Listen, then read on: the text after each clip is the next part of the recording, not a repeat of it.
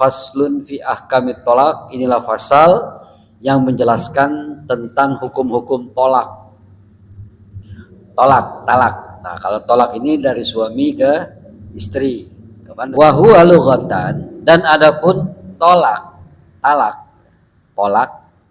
lughatan secara etimologi, secara bahasa, secara terjemah, itu makna tolak itu adalah halul qaidi, melepas ikatan.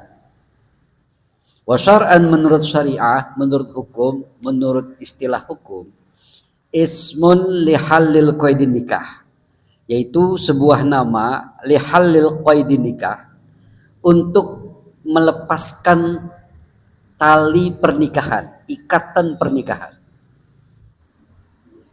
Nah, kemudian wa yustaratu, dan disyaratkan tuh linufuzihi, untuk terlaksananya tolak, untuk tembusnya tolak, terjadinya tolak, linufuzihi, terlaksananya tolak, syaratnya at-taklifu, taklif, yaitu orang yang sudah dewasa dan terkena beban hukum.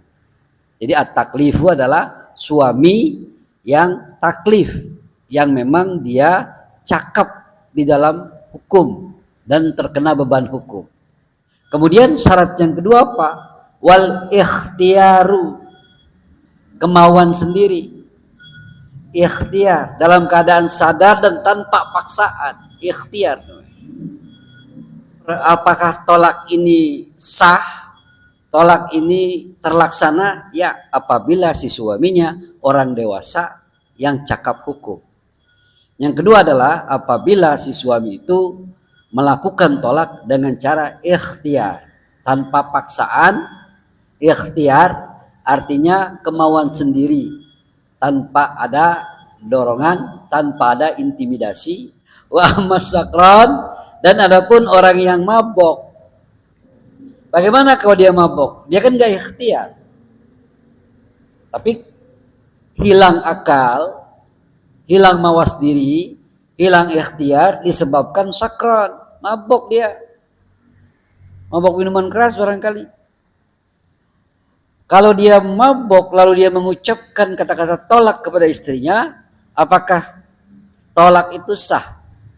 Fayanfuzu tolakuhu, maka terlaksanalah pentolakannya.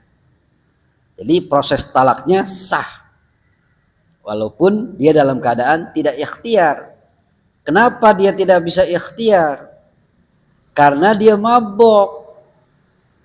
Ukubatan lahu, sebagai siksaan, sebagai akibat, sebagai hukuman lahu bagi dirinya, karena mabok. Kalau dia tidak mabok, gila atau sebagainya, atau ada paksaan, maka dia tidak ikhtiar, maka tolak tidak sah.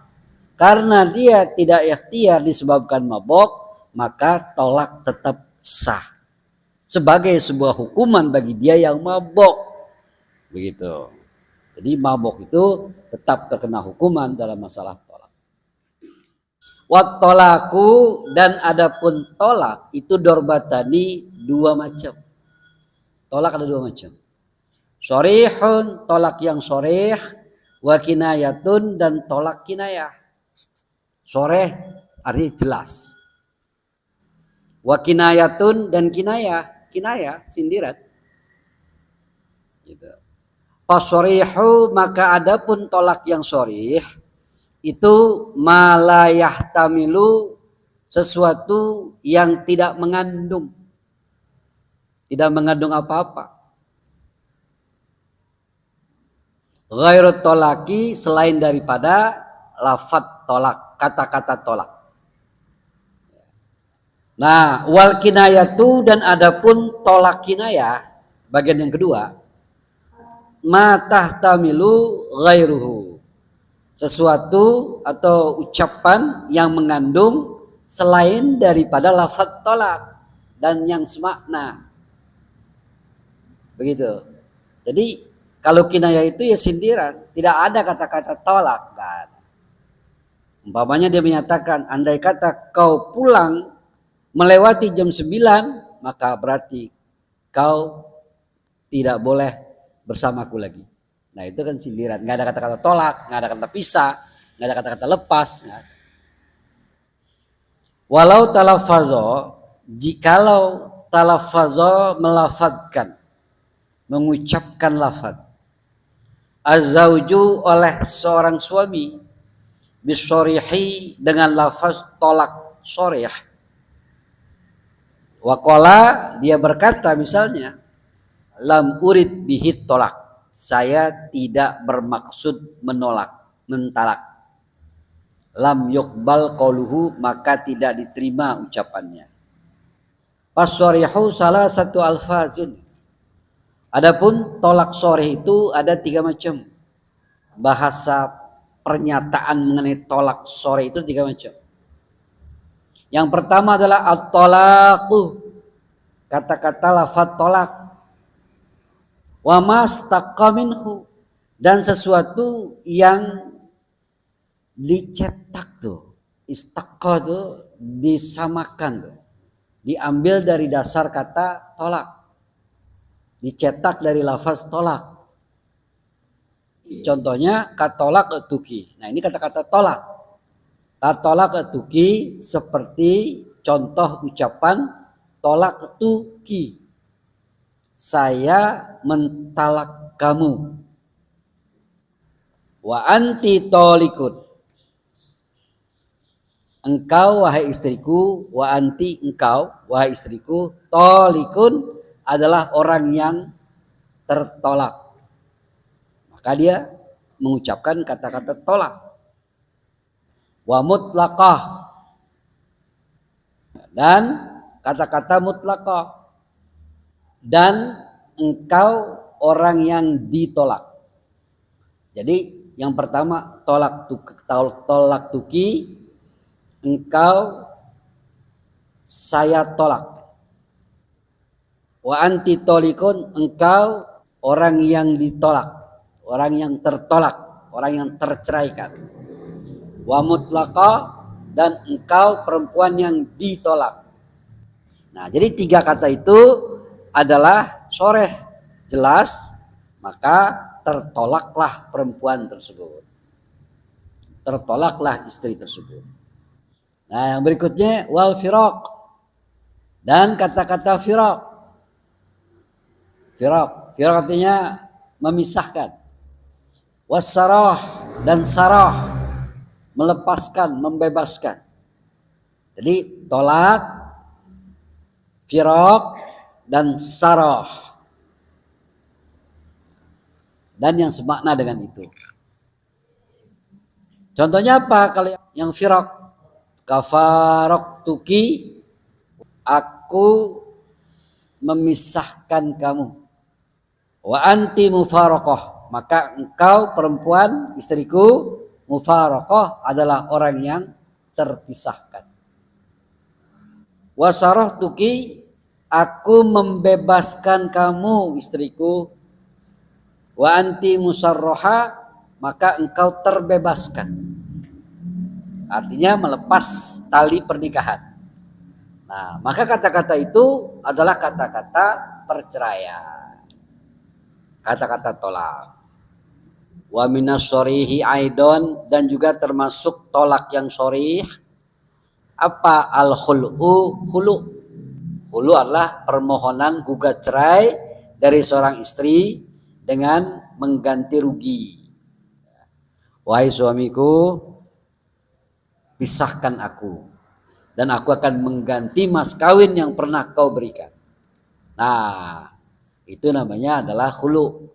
Nah, ketika itu sudah diucapkan dan sudah dikerjakan dan diterima oleh sang suami, maka terjadilah tolak yang soreh, yang jelas. In zukirol malu, apabila disebutkan harta penggantian, harta pengembalian. Wakaza al-mufadah, begitu juga al-mufadah. Al-mufadah itu ya yang diganti rugi lah, seperti itu, sama ya. wala yaftakiru dan tidak membutuhkan sorihut tolaki oleh tolak yang sore, oleh keabsahan tolak, kejelasan tolak, ila niatin tidak butuh kepada niat.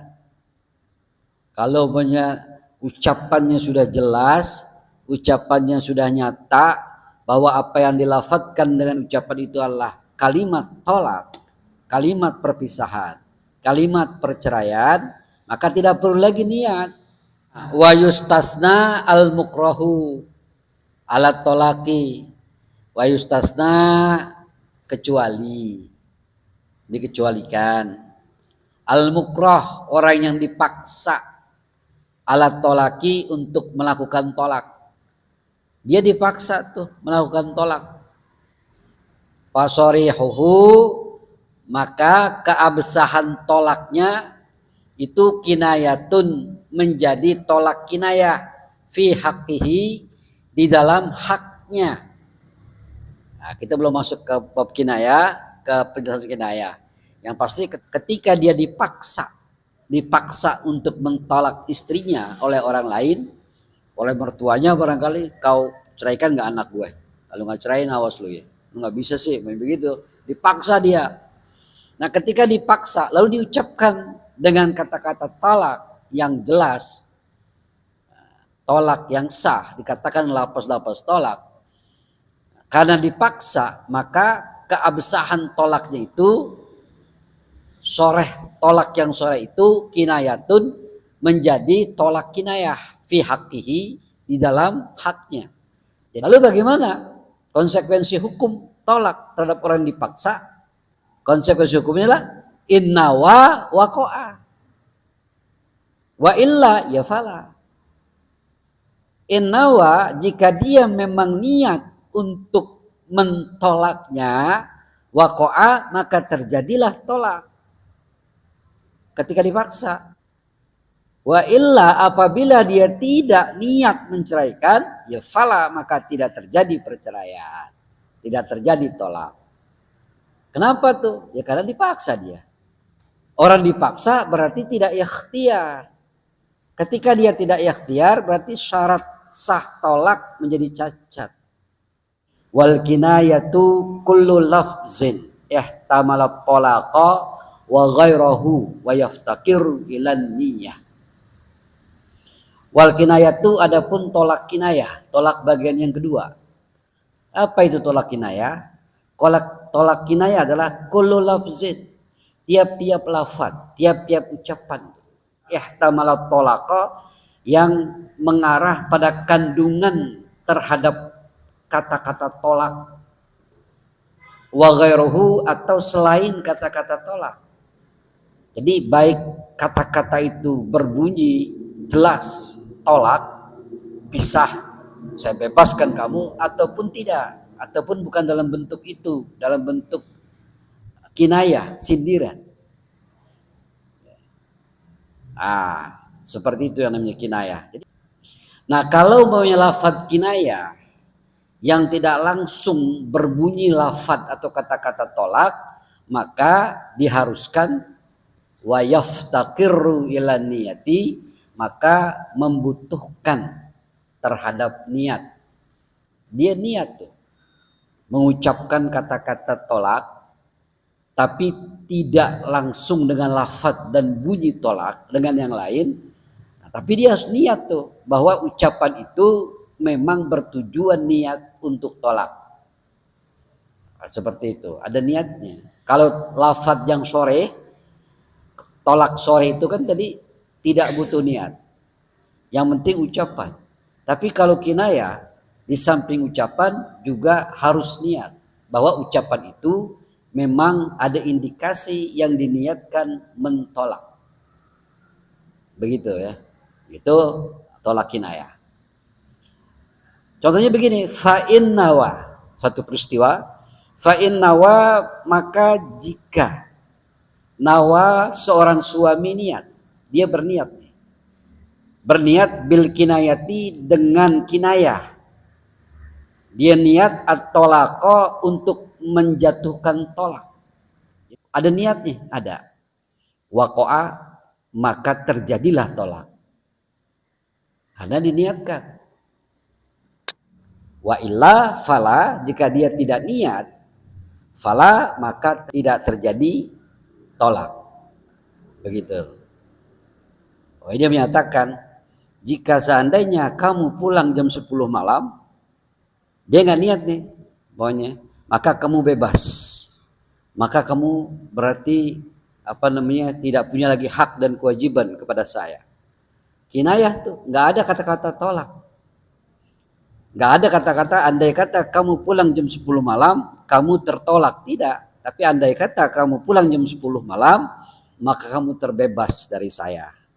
Kamu bebas dari saya, tidak ada lagi hak dan tanggung jawab kamu kepada saya. Niat tolak, maka terjadi tolak. Kalau niatnya nggak tolak, ya tidak. Makanya bahasa kinayah, sindiran, yang punya arti talak, tetapi dia tidak niat talak, maka tidak terjadi tolak. Tetapi kalau dia niat tolak, maka terjadilah tolak. Jadi tolak kinayah itu tergantung niat yang mentolak. Dalam hal ini suami. Ya, begitu ya, paham jelas ya? Wa kinayatut tolaki ka anti bariyatun kholiyatun. Contoh tolak kinayah. Ka anti bariyatun, seperti ucapan anti bariyatun. Engkau istriku bariyatun, bebas. Atau anti kholiyatun, engkau sekarang mandiri, tersendiri, tersepikan. Itu bahasa-bahasa kinayah. Atau dia mengatakan ilhaqi bi ahliki, temuilah, susullah keluargamu, pulanglah ke keluargamu. Nah, itu berarti bahasa kinayah. Tidak ada ucapan kamu saya talak, enggak. Kamu saya ceraikan, tidak. Tetapi dia mengatakan engkau kubebaskan, atau engkau sekarang menjadi perempuan yang menyendiri, atau pulanglah kau ke rumah orang tuamu. Kalau itu diniatkan tolak, maka terjadilah hukum tolak. Tetapi kalau tidak diniatkan tolak, maka tidak terjadi hukum tolak. Begitu. Inilah tolak kinayah. Tolak yang tidak langsung mengucapkan kata-kata tolak, tetapi diperlukan niat. Kalau niatnya untuk mentolak, maka terjadilah hukum tolak. Kalau tidak, maka tidak terjadi hukum tolak. Inilah ya istilahnya batas-batas, pagar-pagar dalam munakahat, pernikahan. Jadi jangan main-main seperti